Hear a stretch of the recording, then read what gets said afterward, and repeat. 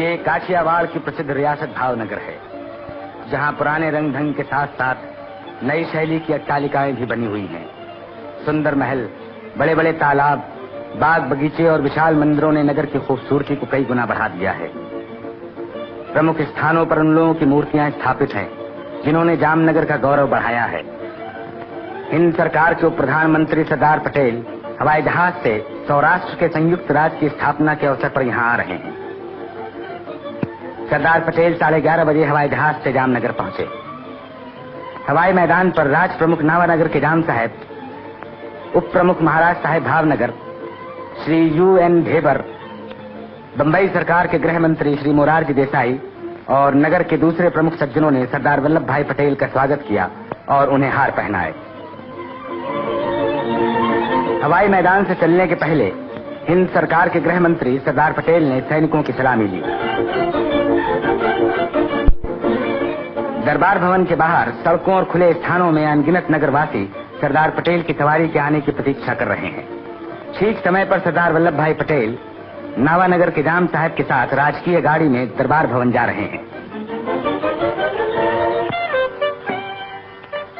राज प्रमुख नावानगर के जाम साहब ने भरे दरबार में काठियावाड़ की 5 रियासतों के राजाओं से हिंद यूनियन के प्रति राजनिष्ठा की शपथ ली।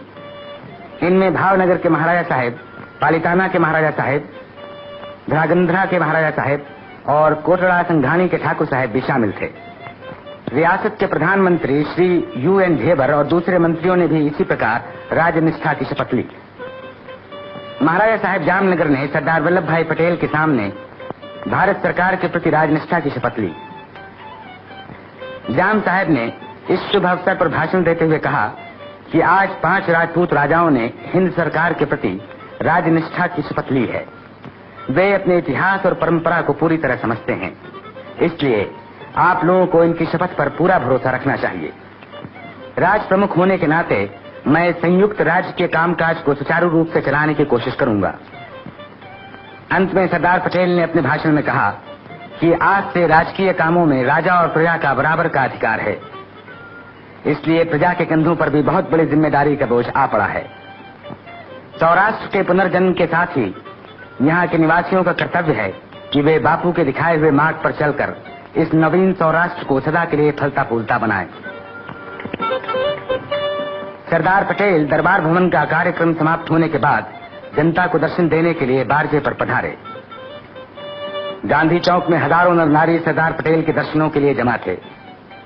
उस समय जनता के सामने भाषण में सरदार पटेल ने राजा और प्रजा के नए संबंध पर बोलते हुए कहा कि आज से प्रजा पर जिम्मेदारी का बोझ जो आया है, उसे पूरी तरह सफल बनाने के लिए आप लोग बापू के उपदेशों को हमेशा अपने सामने रखें।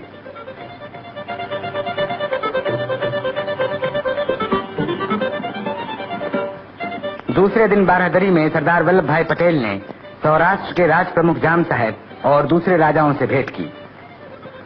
इस अवसर पर वहां के प्रतिष्ठित लोग भी उपस्थित थे।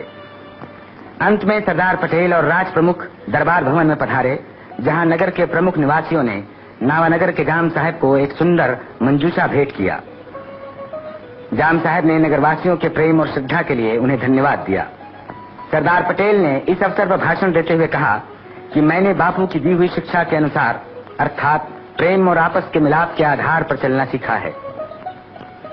राज प्रमुख नावानगर के जाम साहब और काठियावाड़ के राजाओं ने भी बापू के बतलाए हुए मार्ग पर चलना स्वीकार किया है। मुझे पूरी आशा है कि एक बार फिर से राजाओं और प्रजा की पंचायतों में वो संबंध स्थापित हो जाएगा जो पुराने युग में था। मुझे नए सौराष्ट्र के नेताओं पर पूरा भरोसा है और मुझे विश्वास है कि वे इस कार्य को सफल बनाकर संसार के सामने एक आदर्श रखेंगे।